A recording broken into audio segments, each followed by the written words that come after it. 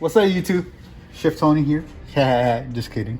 Anyway, for today, what's on the menu is my mom's way of making pozole. So I'm gonna do it so you guys can enjoy it too. What we're gonna do first is the sauce that actually gives the pozole the flavor. So what I'm gonna do, these are called Chile, California. You can find it at your grocery store in the pepper aisle, or dried peppers. Or the Hispanic aisle. Yeah, that too. So what I did already, I already started this, but I wanted to make sure you all saw. So I took the end off of it and I'm clearing out the seeds. You don't have to clear them all out. It doesn't matter. It's just so that you don't get all those seeds in the sauce when you go to throw it into the pot. So once you get them all out, doesn't have to be perfect. You just put them in the pot and then you're just gonna add some water to it and boil it up.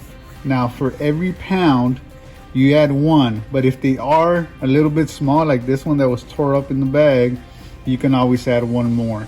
You want to make sure that sauce has a good red color to it, because that's what's going to give the pozole the color that it's supposed to have. Not only that, it adds to the flavor.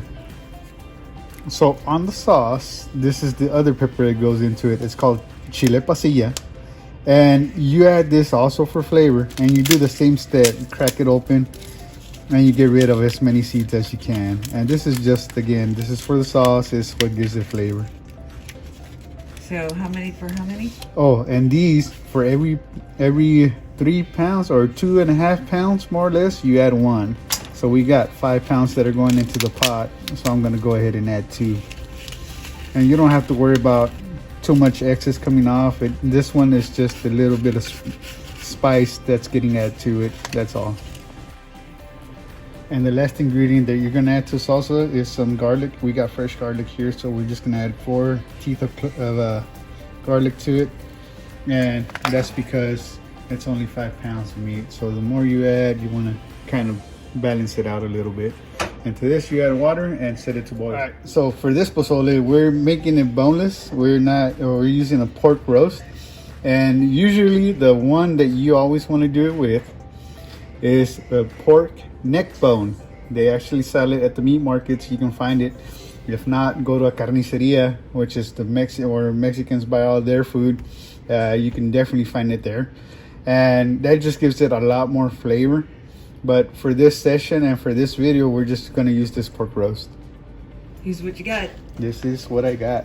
So all I'm going to do is cut it down into smaller pieces so that the flavor goes through everything and we can enjoy it a little bit more. So what you want to get to is you want the peppers to be soft to the touch. So when you touch them with the spoon, you can see they just bend right over. And then you want this color in the liquid that's in there, in the water. You want that color to come off of it. And then all you got to do is just take it off the pot and throw it in the blender. Water and all. Water and everything that's in there, just throw it into the blender.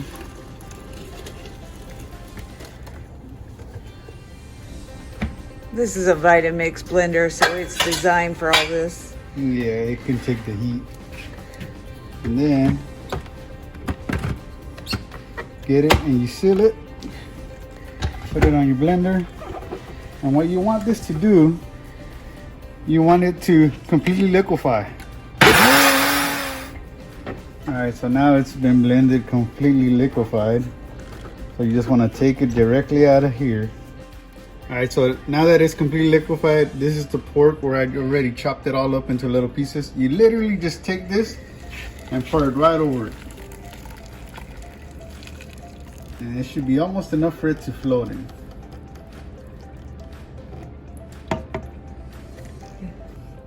All right, so now you're gonna add a little bit of water, probably just enough to clean out the sauce that was left inside.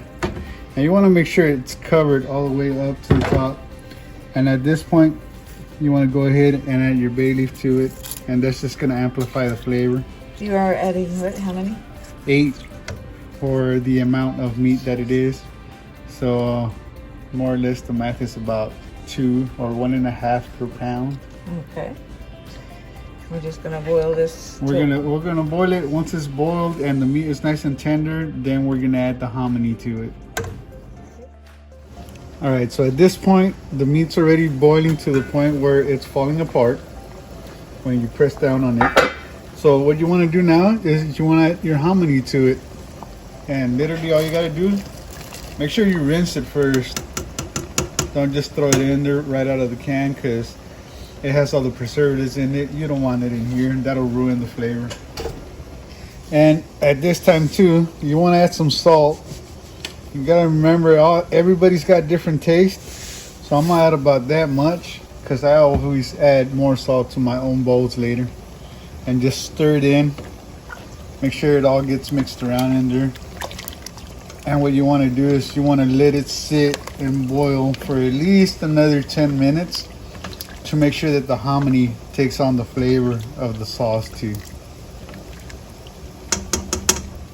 So while this is boiling, I'm going to go ahead and chop up the condiments that we serve with it or on top of it.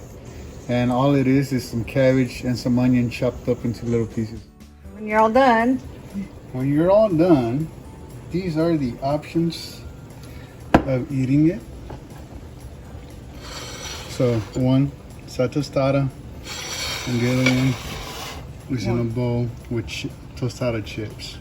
And then cabbage and a little bit of shredded onion. And this is my favorite salsa that I use on it. You can find it at just about any store.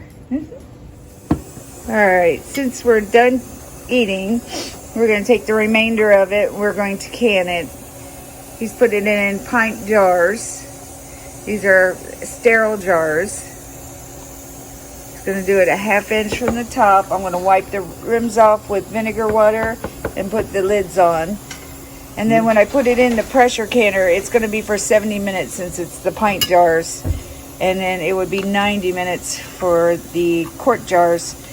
You're going to want to know what your altitude is. So we're going to use 10 pounds of pressure here, but you would have to know what your altitude is. Always check and see. I'll link the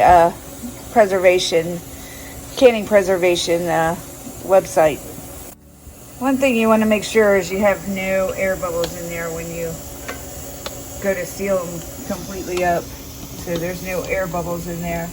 Yeah, and when you're putting the meat in, make sure you press it down. I use a spoon that's long enough for me to reach it.